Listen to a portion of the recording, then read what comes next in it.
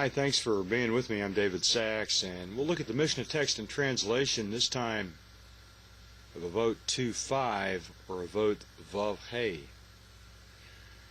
And you can also download the Mishnah text and translation at the link posted just below the video, or of course at davidsachs.com. Avot 2.5, Avot 2.5. We look and we see Hu Hoya Omer. He used to say, Ein bur yirei hate. An uneducated man cannot fear sin, or an ignoramus, a stupid man, a yirei hate. Ein bur yirei hate. An ignoramus cannot fear sin. They can't differentiate between the difference in what is sin and what is not sin. They don't have the mental faculty that they need to make those distinctions. Ein bur yirei hate. An ignoramus cannot fear sin. Avilo am ha'oretz chassid. Nor can an uneducated or an unlearned man be a pious individual. Below chabayishon lomed.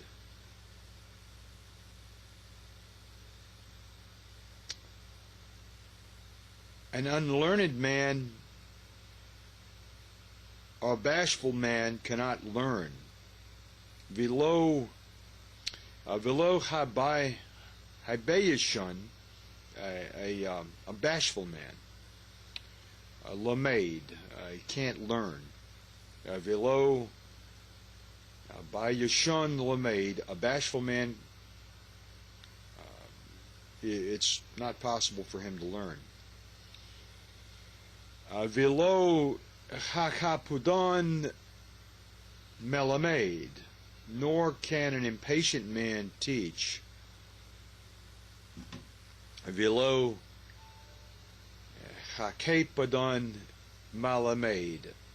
Someone who grows impatient is not worthy to be a teacher. Velo kol hamarbe bischora machkim. And not everyone who engages overmuch in business, who does a lot of business, is somebody who can become wise.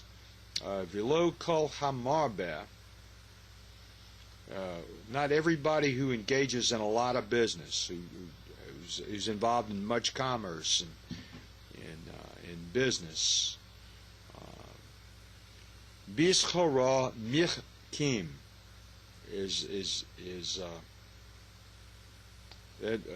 These are not people who can really grow wise if they over-engage in a lot of business.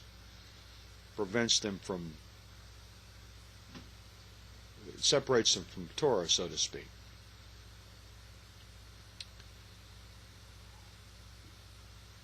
Uvamakom, and in a place she'ein anoshim, where there are no men, chishtadel lihayot ish, endeavor to be a man. Where there are no men around you, a man should strive to be a man, as it's written in the Torah. Hashtabel l'chayon ish, endeavor or strive to be a man. Uvamakom she'ein anoshim hashtabel l'chayon ish. And where, if you're in a community, someplace, in a home, wherever you happen to be, and there are no men, if you're a man, you should strive to be a man, act like one, act like a man. Hillel the elder would say, an ignoramus, a stupid person who is devoid of Torah, And wisdom is somewhat an unworldly person. They just can't fear sin because they're incapable of recognizing evil, and they don't know what to avoid. People who are mentally challenged, or in that sense, of course, that's a different perspective. We understand that, and that is something that we deal with in a different way. But somebody who simply refuses to recognize what is the correct path to follow is not a person who can fear sin, because they're not capable of recognizing evil, and they simply don't know how to deal with it. Nor can someone who is unlearned be a pious individual, someone who has reverence for Torah. One who's unfamiliar with Torah but is pragmatic and worldly, they might be sin-fearing and free of stepping on the feet of their fellow man, but they just can't seem to attain piety or follow the letter of the law, which more or less requires a pure heart according to Torah and a noble soul. It's not possible to flourish with these characteristics without the knowledge of Torah. It was said, don't reside in the vicinity of an unlearned, though pious man, since he's unfamiliar with the specifications of the precepts. His piety is faulty, and you might eventually follow in his footsteps and get into some trouble. Vilo chabe shin, a bashful man can't learn.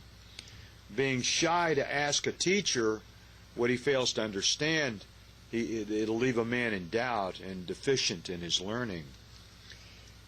Bashfulness, though it's somewhat a commendable quality, it's a trait of modesty, can be harmful to learning. Our sages said, let a man seek help in locating a verse or halacha, even though people may laugh at him. Proverbs 30:32 says, if you have done foolishly in lifting yourself up, though you made yourself appear foolish in your quest for Torah, you'll ultimately be lifted up because you did search for truth and what you need to become fulfilled through Torah. Velo hodin, nor can an impatient man teach. One who has no patience to respond to his students' questions and is overly strict about their conduct is somebody who is just simply unfit to be a teacher. You have to have the patience to listen, to understand what they're seeking. A teacher has to be able to bear with his students and explain his lessons thoroughly until his students fully comprehend the nature of what he's trying to convey. And not everyone who engages in a bunch of business is going to grow wise. A person who's tied to commerce will fail to acquire wisdom according to this Mishnah text because he has very little time to study Torah.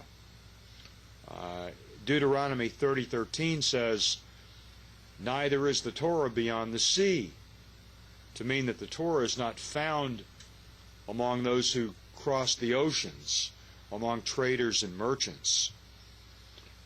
The Gemara says that the men of Alexandria asked Rabbi Yehoshua ben Hananiah, what should a man do to gain wisdom? And he said to them that he should sit in the shul, in the academy, as much as possible, and trade as little as possible.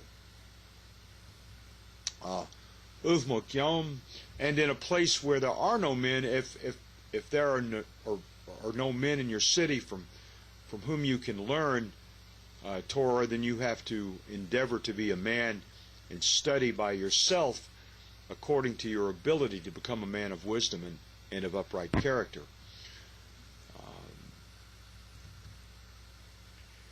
So we look back, and our Mishnah text is a very important one. Avot 2.5, Avot 2.5. Hu hayomer ein bur yirech hate, below am ha'oretz chassid, below chaba yishon lamed, below chakabdon malk malamed, below kol chamaber bis chorea machkim, uvamakom she'em anoshim chash tabel lichayot ish. As the rabbi would say, an ignoramus just cannot fear sin, nor can an unlearned man become a pious man, and a bashful man can't learn, nor can an impatient man teach. And not everybody who engages in a lot of business can grow wise in Torah. And in a place where there are no men, so to speak, to learn from, you should endeavor to be a man by studying on your own accord. And Avot 2.5. I'll see you in 2.6. Don't forget you can download the Mishnah text and translation below, or at davidsachs.com. I'll see you next time.